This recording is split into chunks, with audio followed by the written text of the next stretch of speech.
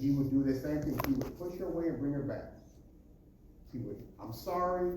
And then one day, I remember one day I was talking to her, she was sitting in the garage, and I'm wet because he came out here and threw his orange juice in my face while I was sitting in the car.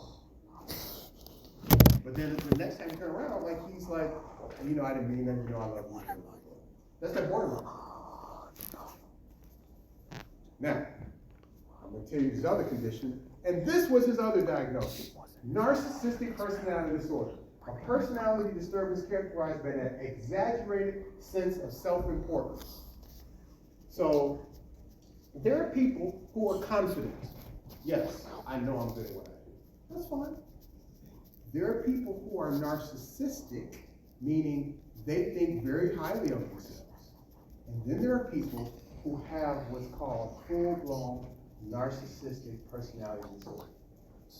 They expect to be treated special, and they don't really have a lot of empathy for other people, because it's all about them.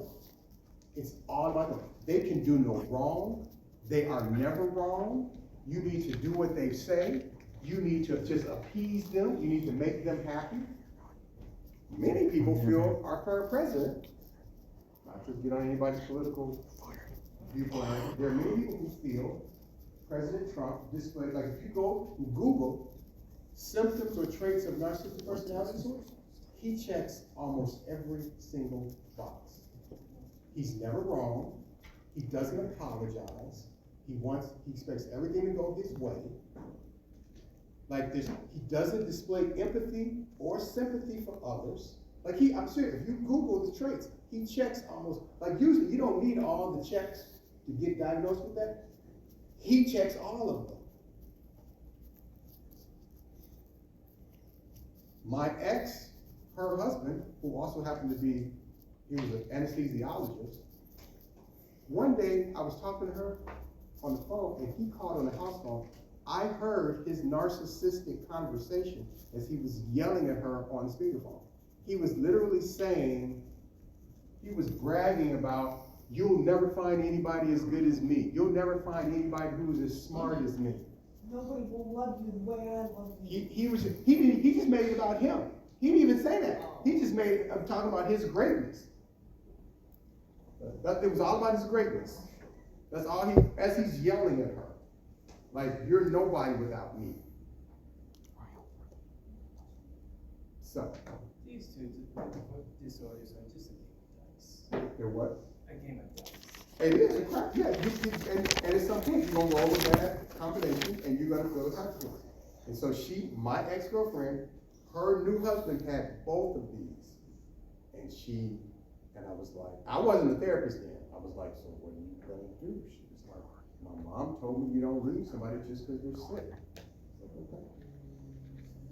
And I just said what she said. So she stayed in that relationship for years until finally it just continued to get so destructive. Her mother finally said, okay, you need to leave. But at that point, now they had kids. 2 kids, not 4. But I don't think you should abandon somebody because they're sick, just my personal opinion.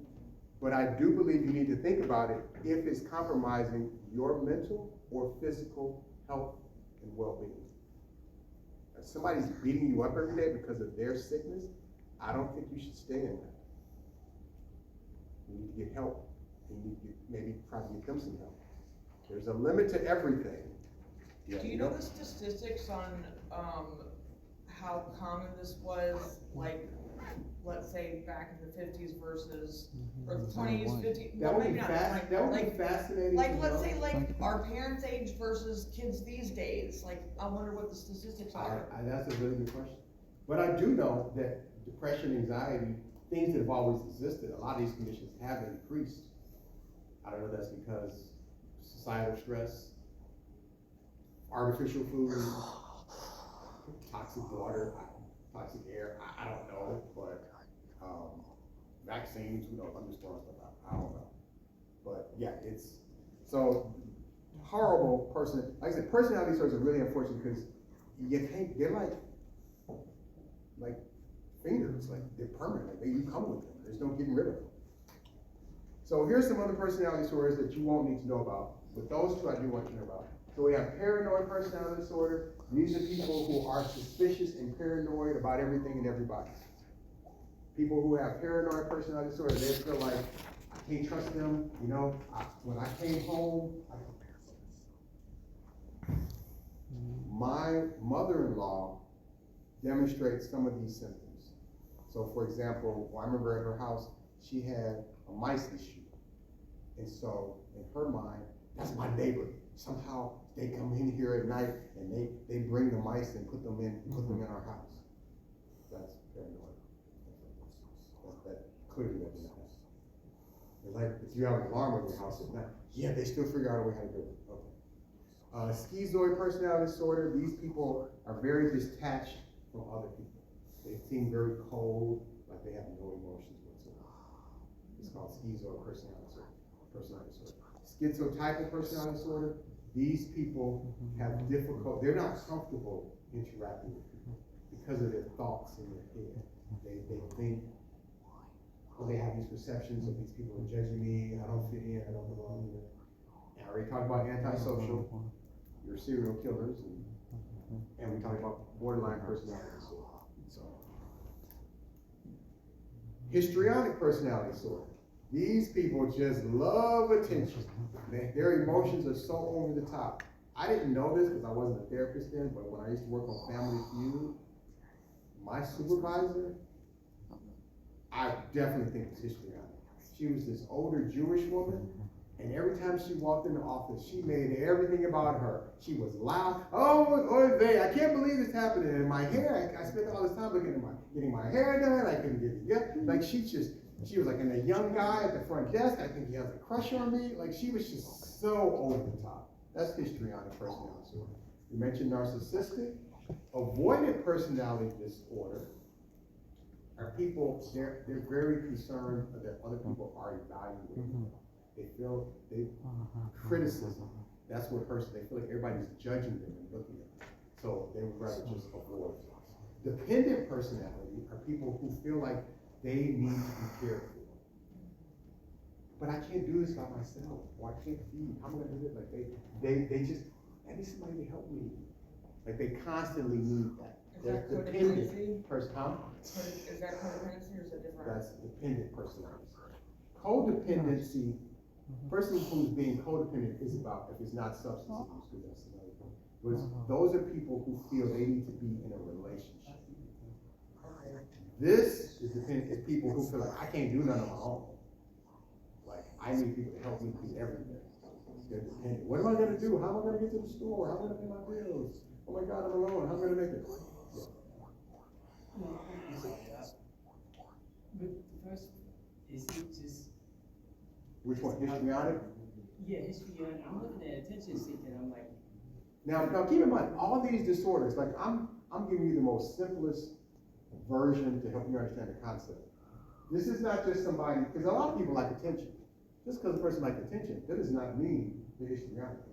These are all behaviors that are over the top, beyond what people would consider normal behavior. Like that, some people love the spotlight. That doesn't mean, a star football player in high school, he loves it, he probably loves that attention. But that doesn't mean he's histrionic. Histrionic is just like, it's like, they can't help themselves. It's just so out of control. Even somebody who enjoys attention, at some point, they'd be like, you know what? I don't really feel like the attention today. Not a person that's histrionic. There is no off day. Even the star football player on the team, I'm sure there are times he may not want people calling his name all day. Like, okay, fine, yeah. And then we have obsessive compulsive personality disorder, which we discussed on Tuesday. And I showed you a video of Howie Mandel and what his life has been trying to deal with obsessive and compulsive behaviors. So that's personality disorder. Here's a popular, these are disorders that impact childhood. Very popular disorder, ADHD. I'm very confident somebody in this room deficit hyperactivity disorder either has ADHD, they've been never been diagnosed, and then there's some people in this room who have been diagnosed with ADHD. I'm very confident. I never had a classroom with nobody. I'm not even asking you to show your hand. There's things like it's impossible. You can't have a group. anywhere more than 20 people and not have people in the group who have some, like it's a spectrum to me, some degree of attention deficit hyperactive disorder.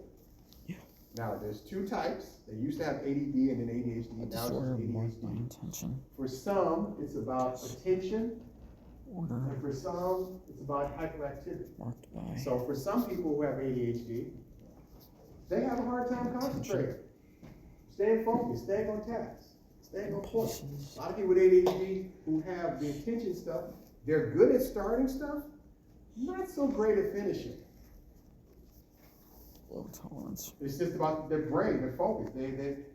These people right here, it's hard for them to do stuff in silence. frustration, Ask a person who has ADHD, I want you to do this, because people with ADHD, their brain needs some background stuff on, TV, Great deal radio, of music, appropriate something activity. like that straight silence, they won't, it's crazy. The silence will make it so they can't concentrate. It sounds weird if you don't have ADHD, but it's true. So that's the attention part of ADHD. But some people have ADHD where it's about hyperactivity, meaning they're often restless. That level of ADHD where they just, it's hard for them to sit still, or they're sitting still, they're bouncing their legs, or they're doing stuff. That's me. You don't even know you're doing it, you're just doing it. Like, I don't know what you, okay, that's you too. So some people it's about concentration, for some people it's about this inner restlessness, and for some people, they have what's called a combined type, and they have a little bit of both. They struggle with attention, and they get restless. So, that's just a lot of people in this room. And when we talk about treatment, we're gonna talk about, make sure everybody sign the attendance. Who hasn't signed? Everybody sign? Okay. Make sure you sign. So, that's just ADHD. And when we talk about treatments next week, we will get into the whole medication and different things, because I'm sure some of you in this room are either on or haven't prescribed ADHD meds, some of which may have worked, some which may have not worked, some of which made you not feel like yourself. Yes. I used to be on Adderall and Vyvanse. Two of the most popular ADHD medications right there, Adderall and Vyvanse. Very popular, very often subscribed. I'm not saying it worked, because I don't know. Only you would know if it worked. That only you. Okay, so we're gonna stop here. There's just a few more things: eating disorders and autism. We gotta cover that, and then we're gonna go into treatment of psychological disorders. Now, big announcements.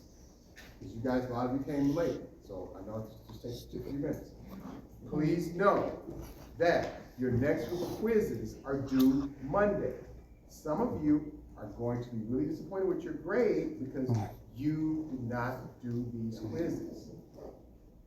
Just because you do them after the due date, you're not getting credit for it. It's great that you do it. So these last few quizzes, I strongly recommend you do it. Also, originally, you were scheduled for a test number 4 on Tuesday. I'm taking off that test. So we're gonna have 4 tests for the semester. There will be no test 4, because I don't have time to do the review activity. So that means your final is gonna cover 4 different chapters. It's still gonna be 40 questions, it's still gonna be multiple choice. But that's just gonna be the final. And when's the 4th test going to occur? We're not having the 4th. The 4th test will be your final now. It is? Yes. Well, what about the I'm 5th? making a change, because there's just simply not enough time. The fact, see, school used to end, so what it used to be, you would have Thanksgiving break, and then come back for a full week of class, and then finals. They've made it so now the semester ends at Thanksgiving, and you only come back for final. So I'm missing, not only was I out that one time, I mean, you had to take a test one day, and I was out, and then the fact that fall scheduling is, even when I was in college, we always came back after Thanksgiving break for like a week or 2, and then we had the final. You guys, Thanksgiving break, the semester's over. It's over. So because of that, to squeeze all this in, the final will be a 40-question test that will cover Chapter 11, Health Psychology, Chapter 12, Psychological Disorders, which is this chapter. It's going to cover treatment of psychological disorders, which we'll start next week. And then the final chapter, social psychology. So, 4 chapters will be still 40 questions, unless you guys want to, I asked earlier if you guys want a longer test. I can make it a 60-question test. No? Okay, so, I'm just asking because then I can combine, because see, now I'm going to have to create a test just for us. Yes. I'm sorry, just clarity. Is it the 4 previous chapters or Just these 4. okay, yeah. No, you're not going to be a comprehensive exam. No, it's not covering any of the earlier stuff. It's just the stuff that we're doing at the end of the semester. Yes. Is there going to be test 5? Test 5? No. No, Just- no test 5. Test 4 will be your final, and that's it. Period. Period. That's it. 4 and You 5 have have been one more combined test into to one. study for. How many questions on test 4? Hmm? How many questions on the final test? It's still gonna be 40. I'm gonna keep it 40 because your classmates don't want it longer. I can clearly make it a 60-question test, but so I'm keeping it 40. All right. Thank you guys for staying a little bit over. Enjoy the rest of your weekend. Be safe. Hope to see you on Tuesday when we start our new chapter, treatment of psychological disorders. What was today's lesson on which chapter? This was all chapter 12, psychological disorders. Psychological disorders, okay.